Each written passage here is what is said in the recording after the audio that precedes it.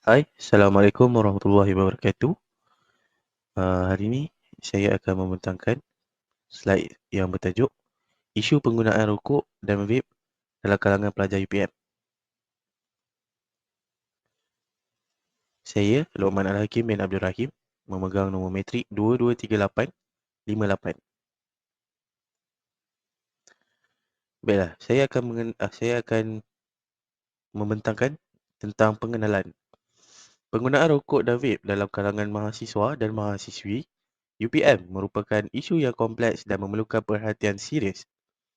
Dari perspektif kesihatan, merokok dapat dibuktikan dengan pelbagai penyakit serius kepada penghisap rokok seperti kanser dan penyakit jantung yang boleh memberi kesan negatif kepada kesihatan diri sendiri, malah prestasi akademik turut terjejas. Selain itu, kandungan nikotin di dalam rokok dapat menyukarkan pelajar untuk fokus pada pelajaran mereka. Hal ini kerana nikotin boleh menyebabkan ketagihan untuk merokok.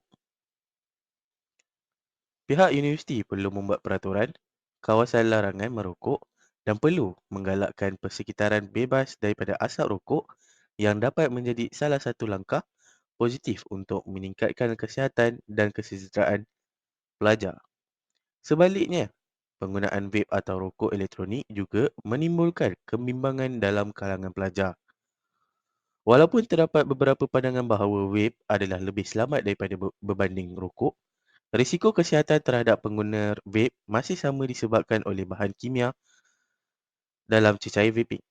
Pemasaran vape yang disasarkan kepada golongan muda dan reka bentuk produk yang menarik boleh meningkatkan daya tarikan kepada mahasiswa dan mahasiswi.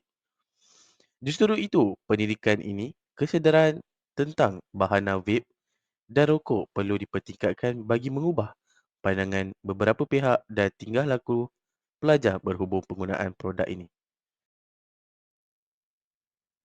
Nama saya Dipan Kesavan, metrik nombor 223336. Seterusnya, saya akan membentangkan latar belakang mengenai isu penggunaan vape dan merokok dalam kalangan remaja. Latar belakang mengenai isu ini bukan saja dapat dilihat dari segi penggunaan dalam kalangan remaja, tapi dari konteks seluruh rakyat Malaysia juga. Terdapat banyak artikel, keratan akhbar, berita yang menceritakan latar belakang isu merokok dan vape dalam negara ini. Sebagai contoh, menurut artikel yang diterbitkan oleh Astro Awani pada Februari 20, 2022, Dr. Arifin F, seorang pengamal perubatan, mengatakan terdapat kira-kira 4.8 juta perokok dan dianggarkan lebih daripada 27,200 kematian rakyat Malaysia setiap tahun adalah berkaitan dengan aktiviti merokok. Beliau juga turut mengatakan bahawa penggunaan tembakau merupakan salah satu ancaman kesihatan awam terbesar yang pernah dihadapi dunia, dengan statistik menunjukkan tabiat itu membunuh lebih daripada 8 juta penduduk dunia saban tahun. Seterusnya, artikel yang dikeluarkan oleh Kementerian Kesihatan Malaysia, konteks penggunaan vape ataupun rokok elektronik juga memberi tanggapan seolah-olah benda buruk jadi benda yang baik. Hal ini dapat diusul dengan melihat cara penjualan vape dari segi pembungkusan, bau dan perisai vape menukarkan pandangan orang ramai daripada buruk ke baik.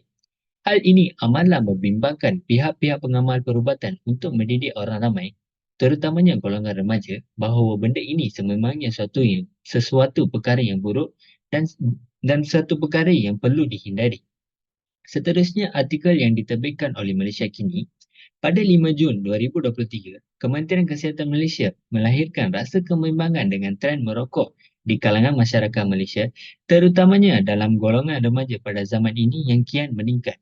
Hal ini juga turut mengatakan bahawa antara cabaran yang dihadapi oleh pihak kerajaan adalah memberi kesedaran mengenai keburukan produk nikotin ini dan juga produk-produk tembakau kepada kesihatan seseorang pengguna. Salam sejahtera. Nama saya Brian Sun Chen Long, pemegang nombor metrik 224487, dan saya akan membentangkan objektif kami. Objektif pertama, mengkaji isu penggunaan vape dan rokok daripada perspektif falsafah. Terdapat dua tokoh falsafah yang kami gunakan sebagai contoh. Objektif kedua, mengkaji penggunaan rokok dan vape dalam kalangan pelajar di UPM. Dan daripada kajian kami, 16,9% yang mengatakan bahawa Mereka dipaksa untuk mencuba vape dan rokok oleh kawan-kawan. Objektif ketiga, menganalisis faktor penggunaan rokok dan vape dalam kalangan pelajar UPM. Daripada kajian kami, 42,4% yang mengatakan bahwa penggunaan rokok elektronik boleh dijadikan sebagai pengganti rokok. Saya Donald Sylvester dan nombor matrik saya 225519. So, saya akan bentangkan tokoh falsafah satu iaitu Epicurus. Epicurus ialah seorang ahli falsafah Yunani purba yang terkenal dengan idea-idenya tentang kebahagiaan, iaitu dikenali sebagai Epicurean hedonism dan dianggap sebagai salah seorang pemikir terhebat mengenai subjek ni. Kebahagiaan sejati menurut Epicurus adalah kebahagiaan yang kekal dan tidak pernah pudar. Menggunakan merokok sebagai contoh, hedonisme sehat Epicurus ialah cara berfikir tentang kepuasan jangka panjang dalam kehidupan, kesihatan dan kesihatan mental. Dan bukannya sekadar keseronokan merokok yang segera. Penekanan Epicurus terhadap keseronokan jangka panjang membawa kepada rasional, manakala pemikiran hedonistik semata-mata mementingkan keseronokan jangka pendek tanpa mengambil kira akibat jangka masa panjang. Akhir sekali, dalam konteks ini, teori Epicurus boleh digunakan untuk menentu sama ada keseronokan terbesar pelajar datang daripada usaha jangka panjang dan bukannya keseronokan segera merokok. Nama saya Keshanev Tagore, anak lelaki Kautaman. Nombor matrik saya 223792. Michael Foucault, seorang ahli falsafah Perancis kontemporari, boleh memberikan pandangan yang menarik dalam membincangkan isu vape dalam kalangan masyarakat. Foucault terkenal dengan analisis kuasa, kawalan sosial dan perubahan budaya. Dalam konteks isu vape, Foucault boleh melihatnya sebagai fenomena yang mencerminkan dinamik kuasa dan perubahan dalam norma sosial. Foucault mungkin meneroka bagaimana peraturan dan pandangan mengenai vape boleh menjadi satu bentuk kawalan sosial oleh kerajaan atau pihak berkuasa. Ia juga mungkin membincangkan bagaimana teknologi vape sebagai objek kuasa dan kawalan yang mempengaruhi badan dan tingkah laku seseorang individu. Selain itu, Foucault boleh menghubungkan isu vape dengan konsep biopower atau kuasa yang mempengaruhi badan dan populasi. Bagi Foucault, perubahan dalam norma kesihatan dan tabiat merokok boleh dilihat sebagai strategi kuasa yang melibatkan badan individu dalam rangka kerja kesihatan masyarakat yang lebih luas. Dengan cara ini, Foucault akan menganalisis isu vape sebagai sebahagian daripada dinamik kuasa yang beroperasi dalam masyarakat, menyalahkan bagaimana perubahan norma dan peraturan sosial boleh membentuk tingkah laku seseorang individu berkenaan dengan penggunaan vape. Ahli falsafah kontemporari seperti Jean Baudrillard juga memberikan pandangan yang menarik dalam membincangkan isu vape dalam masyarakat. Baudrillard terkenal dengan konsep simulasi di mana realiti dianggap sebagai replika atau perwakilan yang sentiasa berkembang. Dalam perspektif Baudrillard, isu vape boleh dilihat sebagai contoh anjakan dalam pembinaan realiti sosial. Baudrillard mungkin menganggap bahawa vape sebagai produk teknologi dan gaya hidup. Mencipta simulasi baru tentang apa yang dianggap moden, penggunaan vape boleh dilihat sebagai tindakan yang mewujudkan imej atau perwakilan diri yang berbeza dalam masyarakat, di mana realiti dan simbol berinteraksi antara satu sama lain. Selain itu, Baudrillard boleh menganggap isu vape sebagai sebahagian daripada fenomena penggunaan kontemporari di mana nilai sosial dan identiti individu dibentuk oleh produk tertentu. Ia mungkin menyalahkan cara pemasaran vape mencipta realiti baharu yang diterima pakai oleh masyarakat, di mana imej dan estetika menjadi semakin penting. Dari sudut pandangan Baudrillard, isu vape juga boleh dianalisis sebagai satu bentuk kebebasan simulasi, di mana penggunaan percaya bahawa mereka membuat pilihan bebas, tetapi sebenarnya terperangkap dalam kerangka budaya dan sosial yang telah diprogramkan oleh industri dan media. Dengan menggabungkan konsep simulasi dan penggunaan, Baudrillard boleh membawa perspektif falsafah yang unik tentang bagaimana isu vape membentuk realiti sosial, budaya dan identiti individu dalam masyarakat kontemporari yang sentiasa berubah. Antara semua, saya ingin membincangkan analisis dan dapatan kajian Dalam kajian Google Form yang dijalankan dengan melibatkan 59 responden pelajar Universiti Putra Malaysia dari tahun 1 hingga tahun 4, beberapa isu berkaitan penggunaan rokok elektronik atau vape telah diperincikan. Responden yang terlibat dalam kajian ini menunjukkan kepelbagaian pendapat dan pengalaman terhadap penggunaan serta perspektif terhadap langkah-langkah kerajaan berkaitan dengan vape. Pertama, dapatan menunjukkan bahawa 42.4% daripada responden pernah mencuba rokok elektronik atau vape, sementara majoriti iaitu 57.6% tidak pernah mencuba. Ini mencerminkan realiti bahawa walaupun terdapat minat dalam kalangan pelajar terhadap produk ini, masih terdapat segelintir yang enggan untuk mencubanya. Kemudian, apabila ditanya sama ada mereka pernah dipaksa untuk mencuba rokok elektronik atau vape, 16.9% mengakui telah mengalami paksaan, manakala 84.7% menyatakan sebaliknya. Ini memberikan gambaran bahawa sebahagian kecil daripada responden mungkin terdedah kepada tekanan sosial atau kumpulan rakan yang mengalakkan penggunaan vape.